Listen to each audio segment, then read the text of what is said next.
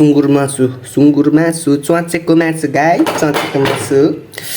एउटा पिस्तोल ल्याप्पै खाइदिउँ त विच कुन चाहिँ दामी छ यो चाहिँ गाइस यस्तो छ हैन यसरी खानुपर्छ त च्वाचे मासु हो च्वाचे मासु भन्दा अर्को अर्केर चाहिँ जान्दै मरे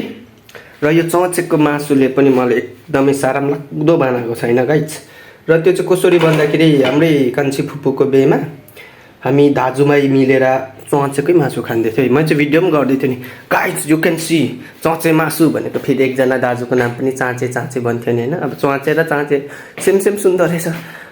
दाजु त अनुहार कस्तो पार्छ भरै मात्रै थाहा पाइ ला भनेर हैन के गर्नु बनि त हाल्यो के छैन भनेर तर त्यो भिडियो चाहिँ लगाइ नै मैले उयोमा फेसबुकमा